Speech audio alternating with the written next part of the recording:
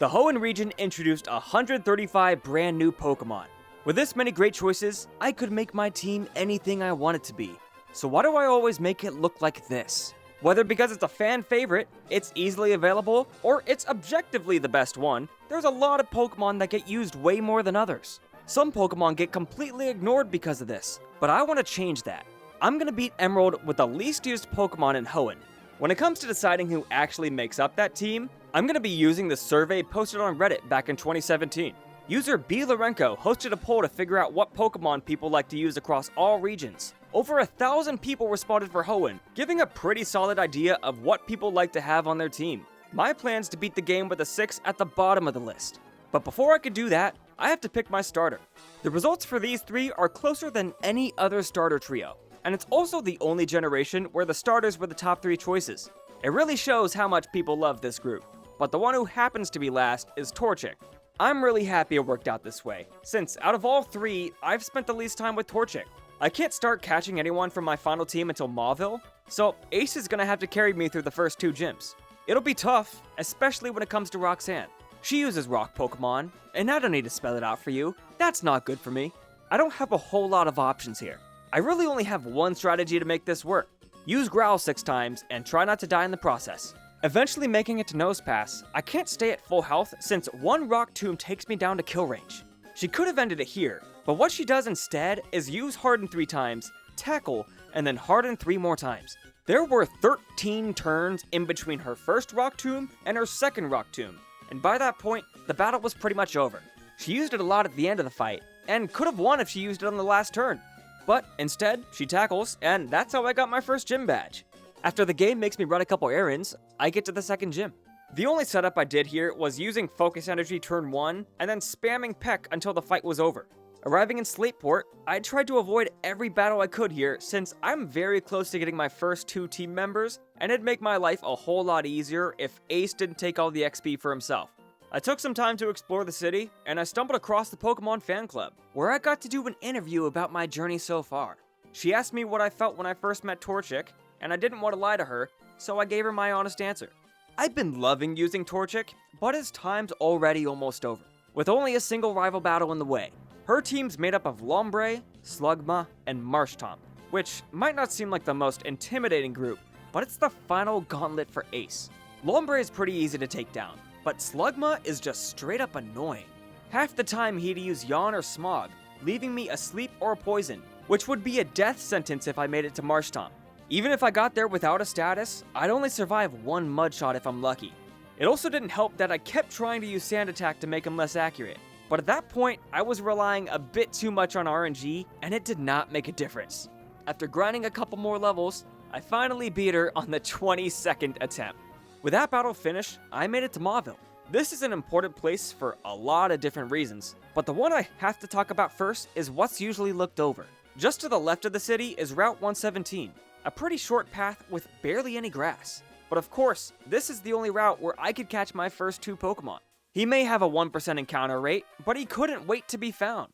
Volbeat's my first team member, and believe it or not, he'll be one of the best. He's well-rounded for a bug type that doesn't evolve. Everything is either just above or just below average, except for special attack, which isn't that bad since Bug's a physical type.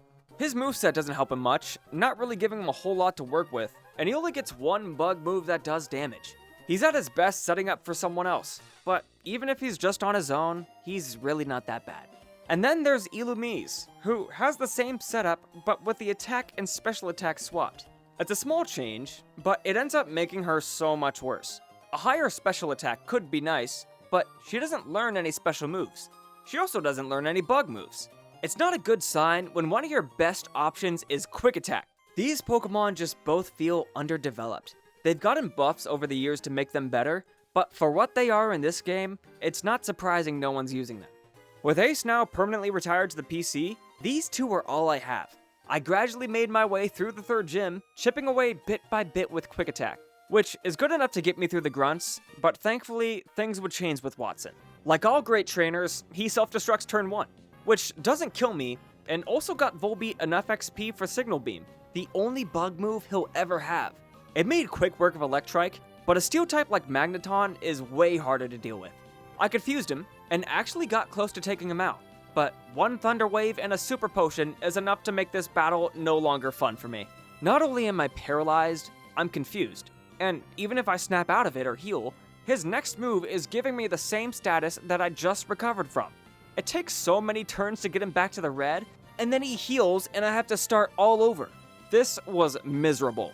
There were 5 turns in a row where the only damage that happened was from both of us hitting ourselves. It's not until we both snap out of it that we go back to fighting, and it only takes 3 more signal beams after that to win. The game then decided to be nice and didn't let Manectric hit me once, getting me my 3rd gym badge. And with that, I could now use Rock Smash, which is perfect because in Mauville is the Rock Smash dude, who gives me just the HM I need. Inside Granite Cave, I could use that move I said way too many times, and there's a small chance to get an encounter. It doesn't happen every time, but if you're lucky enough, you'll find Nose Pass. He's got a lot of defense on both ends, but that's kind of all he has going for him. That HP is just a bit too low where anything super effective will probably kill him. He doesn't have any moves that would surprise you, but it's nice to get Thunder Wave, along with a couple rock moves that finally give me a decent type to work with. It's obvious why no one's using Nose Pass. You've gotta really want to catch one with how far out of the way you have to go. You have to backtrack to a cave that you never need to return to, and very deliberately look for it. It's not rare to find, but it is tedious, and the entire time you have a much higher chance of seeing Aaron, which you could have caught way earlier, and it would have already carried you in the 3rd gym. Nose Pass could have its uses, there's just a lot of Pokemon that do it better. But for how he fits in my team, he's not the worst, and he couldn't have come at a better time. That defense can make him pretty reliable, and it's nice to know that I don't have to go through this long stretch of the game with only one useful bug Pokemon. But Big Sniff is not the only thing that's going to be making my life easier. On Route 113, I'm able to get my personal favorite on the team, Spinda. I don't think anyone's expecting what I'm about to say, but Spinda might be one of the best designed Pokemon of all time. Everybody knows about his spots. Each Spinda is different, but that's not the only thing that makes him unique. This guy loves to spin, and he loves it so much that you could see it in his stats, adding up to a perfect 360. And that's not where it stops. Spinda's always stumbling when he walks, and all of his moves are designed around that. So many of them are Spinda tackling the opponent harder and harder. He's so committed that he just throws his entire body at his opponent, and I love that for him. People ignore him because they write him off as a gimmick, and I can't blame them because they're right. Spinda clearly wasn't designed to be a heavy hitter, but at least he has something that makes him stand out. Maybe I'm looking too deep into it, but I feel like he was designed with so much personality. They clearly put a lot of thought into making him, and I've gotta respect it. With 2 new team members, I made my way to Mount Chimney to fight Maxie, which could have been the perfect time to show off my new Pokemon, if I didn't let them both die. Volbeat is still the backbone of this team. Dark types are nothing to him, and even when dealing with something that he has no business fighting against, he still finds a way to do it. With Maxie defeated, the game fades to black so it can move on with the plot, so let me do the same right now and cut the Flannery. This shouldn't have been a hard fight for me, but I didn't plan ahead and I got punished for it. I was in a pretty good spot with Nose Pass, but then he fell in love, and now I've got to sit here while the battle drags on for way longer than it should. And my reward for beating Camera is fighting Torkoal, where not only did Nose Pass fall in love with the turtle, he also got paralyzed, and I went on to hit him only 10 out of 28 times. I got my badge, and I got the heck out of there, and it wasn't long until I was back in Petalburg. The gym leaders so far have been pretty rough, and although I wouldn't call Norman easy, it's definitely been worse. I wouldn't have won this fight without Nose Pass. He might be doing the least amount of damage out of anybody, but he's the only one who could take a hit. With a slow crawl to the end, I got my 5th badge, but more importantly, I got Surf. This is huge, since I now have everything I need to get my last 2 Pokemon. I've been trying to catch every team member as early as I can, and even though I might have everything I need, I was not ready for how far I'd have to go. The first big step was to get to Mount Pyre, which meant I had to go through one of the longest routes in the game, walk straight through Fortree, and then go through yet another one of the longest routes in the game. After that, it's just a quick swim around the mountain, going through all the floors of Mount Pyre, and eventually getting to the summit where I can finally get my new team member. After baiting this Grump to step out of line, there's a small patch of grass where I'm gonna be for a while. Okay, somewhere in here. Just figure out the chance. I don't think it's that low. I'm just gonna look around for a little bit. Oh my gosh, I shouldn't have looked it up. I really shouldn't have. 2%? No wonder why this thing's not being used. I shouldn't have looked that up. Now now I'm scared about how long I'm about to be here. Oh! Oh, there he is! And for one Ultra Ball, that's gotta get it, right? 2. Oh, it's always the counting. I mean, everything else is in a great ball. Maybe he just wants to be like everyone on the team. 2. Why did I say the number? I said the number. Ah, so close. Oh no. Man, I didn't put him back to sleep. I didn't really think about it. Yikes. Okay, this isn't going great. Okay, one more side beam. Or maybe 2. Oh, we're both asleep again. We're just right back here. Okay, I only have one great ball. Please work.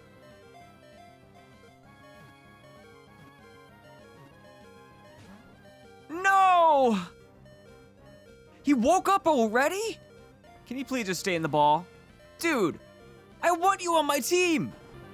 Please work, please. No! Okay, I have to take my headphones off. I can't.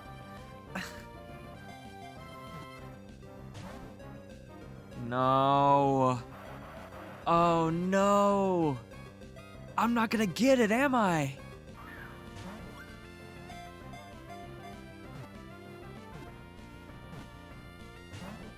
No, dude, why? Chimeco, you betrayed me.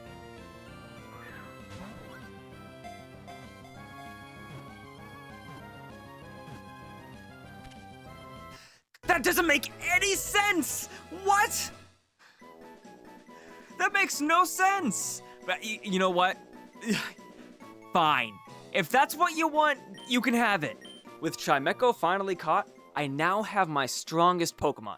Overall, he has some of the best stats on the team, and that special attack works real nice with his typing. His move pool isn't anything to write home about, but there's some nice options here that are gonna make this playthrough a whole lot easier. I'm not surprised people don't use Chimeco.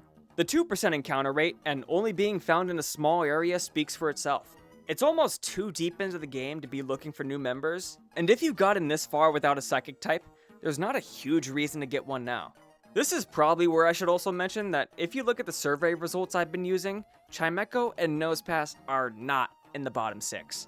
This survey wasn't made for just the Pokemon from the region, but for all of the Pokemon in that region.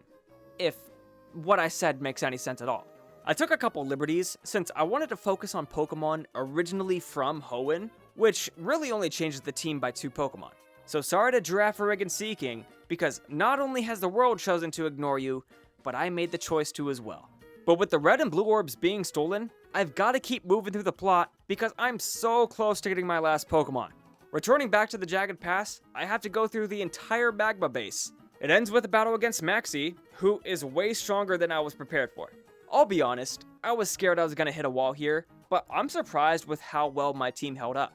Chimeco really proved herself here. She took out Crobat completely on her own, and if I didn't set up Yawn with Camerupt, my team would have been completely wiped. With one team defeated, I headed back to Lily Cove to do it all over again with Team Aqua. I really don't have a whole lot to say about this. Almost every battle in both these dungeons is the same, apart from 1 or 2 different Pokemon depending on which team you're fighting. It's a little repetitive, but thankfully the Pokemon I'm using are actually useful here. I couldn't imagine how upset I'd be if every fight was a pain to get through. I'd probably be complaining a whole lot more than I already am. One dungeon crawl later, and Team Aqua finally gets rid of the wall of whalmers, and now I can get to where I've been wanting to go this entire time. With a quick pit stop in Moss Deep, I get the Super Rod, and then continue on the last stretch down to 128. I've come a long way to get here, all so I could get my last Pokemon. And you know what it is? Love Disc. It's Love Disc. Love Disc is not only the lowest base stat total on my team, but it has some of the lowest base stats for a fully evolved Pokemon in the entire franchise. That speed is really carrying here, but it doesn't help much when you can't do anything with it. I was disappointed with some of the moves my other Pokemon knew, but looking at this is just sad. At least I could teach her Surf. because without that, she would have been completely useless. You can only catch Love Disc in Route 128 or in Evergrande City, and in case you're unfamiliar with Hoenn, that is at the end of the game. You can catch almost every single water-type Pokemon in Hoenn before coming to Route 128 for the first time. There is not a single reason to use Love Disc over anybody else. But whether I like it or not, this is my final team. And somehow, I've got to make this work. So now that I'm done being massively sidetracked, I need to get back to Fortree because I completely skipped this gym. I was a bit overleveled by this point, so there wasn't much of a struggle here. Skarmory was the only thing that was a pain to deal with. I kept cycling through different Pokemon since no one was lasting long against him, but I got there eventually. Now that I could use Fly, this made traveling around so much easier. So I took some time and revisited all those places I'd skipped over. I fully explored the desert, New Mauville, and the Safari Zone, and I made as much progress as I could in the abandoned ship and trick room. I even got to do my last battle with May, which is a little disappointing that her story ends here, but I'd quit battling too if my starter lost to Illumise. I'm all caught up, so it's time to head to the 7th gym. Usually, I'm not excited for this fight, but this time was different. I finally got to use these two as a duo, Illumise supporting Volbeat. This is what they were made for, and it didn't last long. I am terrified of every Pokemon here. The gym leaders of Hoenn love to use setup moves, but Tate and Lisa are the best at it. I can't let anyone stay out for too long, and Volbeat was the one who made that possible. I had Love Disc to back me up, but that Surf is not putting in nearly enough work. This really came down to luck. I had a strategy, and it failed right away. So I just threw everything I had at them, and somehow I still came out on top. Leaving one double battle and going straight to the next, I get to partner up with Steven against Maxie. And as much as I like to say I helped out, it's almost like I wasn't even there. Diving down to the submarine, I have to get through the last batch of the grunts, and I beat them the same way that I've been doing the entire game. The same goes for Archie. The game has been building him up the entire story, and then the actual battle with him is a bit anticlimactic. He has the same team I've been seeing everywhere, plus a Sharpedo, so Volbeat made pretty quick work of him. Plop, plop, plop, yada yada yada, fade to black again, I'm at the 8th gym now. I'd really gotten used to my team at this point, and I was having a lot of fun stomping through Juan's team. And I might have been having a bit too much fun and gotten a little cocky. And even though I tried to course correct, it was already too late, and Kingdra took out everyone one by one. I fought him again and played it as safe as possible. It was a bit of a struggle, and it's always sad to see several turns of damage just get completely ignored with one rest. But it was only a matter of time until I beat him. As I was fighting Wally in Victory Road, I realized just how much I've been relying on Volbeat this entire time. I've had him from the start, and he's really been my go-to if I'm ever having a hard time. Since Victory Road basically requires you to have a Pokemon that's fully dedicated to HMs, it was important to me to have Volbeat take a back seat on this final stretch. This might have been the worst time to do it, since there's an absurd amount of trainers using Dark and Psychic types in here, but I needed to prove to myself that even with the odds stacked against me, I could still get through this. It was a long grind, but in the end, I got there, and that's really all that matters. And now, I only have the Elite Four in my way. And let me put the tiniest emphasis on only in that sentence, because if I went in there with my team how it is now, all their knees would buckle in. And that's saying a lot because 2 of them don't have legs. I tried to start by grinding a few levels, which I thought would be easy to do in Victory Road, but after the very first Hariyama hit me with Whirlwind, I wanted to find something a little more consistent. Thankfully, Emerald has one of the easiest ways to get XP. There's a couple places around Hoenn where you can find Gabby and Tai, and these are the only trainers that you can constantly rematch. It's basically just doing the same battle over and over, and it's a pretty quick way to level up. But the weakest Pokemon on my team can barely carry their own on this fight, so it wasn't the only thing that I could rely on. I got Volbeat and Chimecho up to 51, because that's where Spinda was by the end of Victory Road, and then I used rare candies to get everybody else there.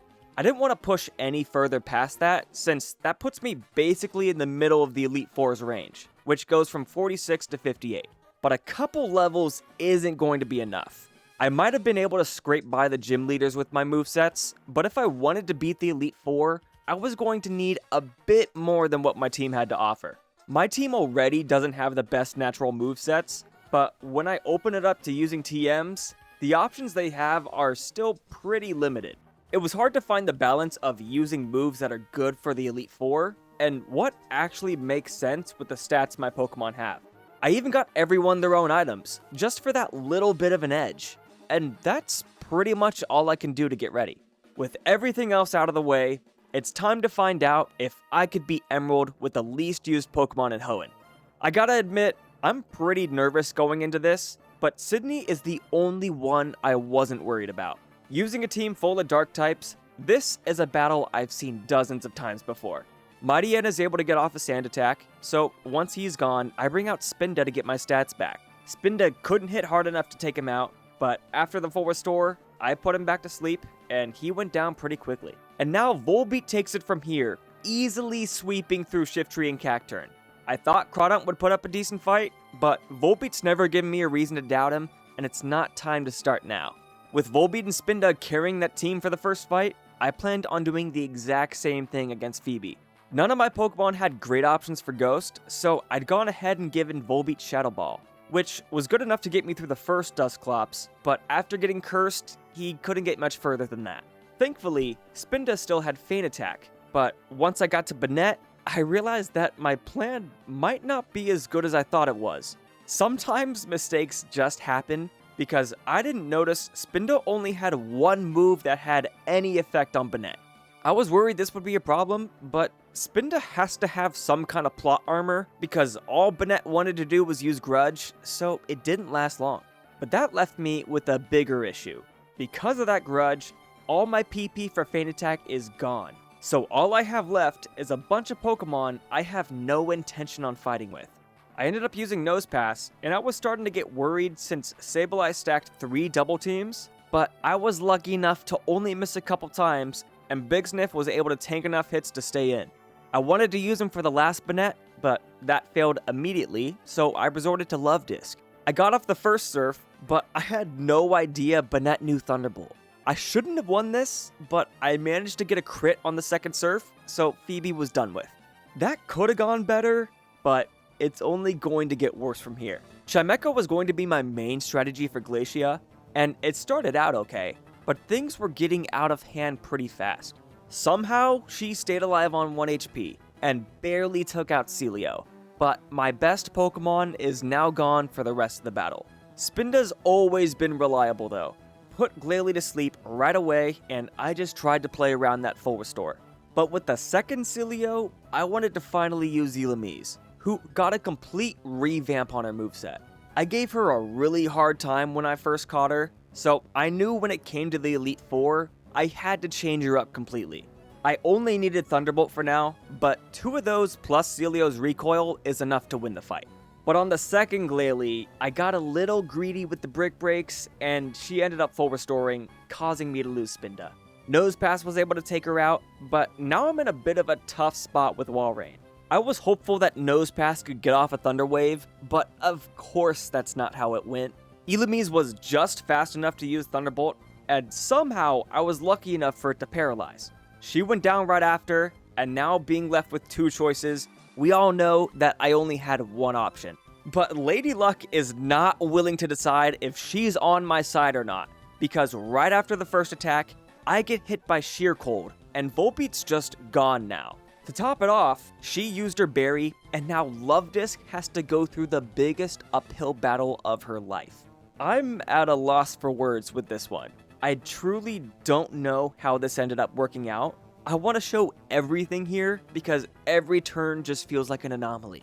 Whether it's her not being able to attack the first 2 turns, me trying to use Ice Beam to see if it does more damage, and of course it doesn't, or maybe it's how she body slammed and paralyzed me, and instead of using anything to do more damage, she tried to Sheer Cold 3 more times and allowed me to slowly take her out with Surf.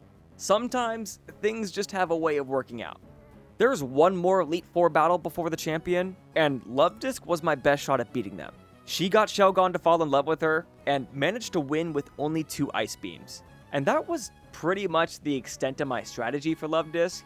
Maybe it was wishful thinking that she could carry me through the whole fight, and to give her credit, she almost beat out Altaria, but it just wasn't enough. Nosepass put up a pretty good fight, He managed to live a Dragon Breath after she had already boosted her stats, so I'll take a win where I can get it. Kingdra is out next, and I learned from Hoenn that I don't want to take any chances here. I put her to sleep as quick as I could, but she woke up right away and it started to look a bit scary. Thankfully, I was able to recover, and I got enough Calm Minds in where I could take her out with one Psychic. And with no good options against Flygon, I opted to keep her in and hope for the best, and thankfully it worked out, and I beat him in one hit. She didn't have it in her to live against Salamence, and I wanted to use Thunder Wave with Nosepass, but that didn't work either. I had a plan. Get Spinda to put Salamence to sleep, and then chip away enough damage to have someone stronger finish him off. I think that could have worked, but when the strongest option I have left is Elamise, you can see why it didn't.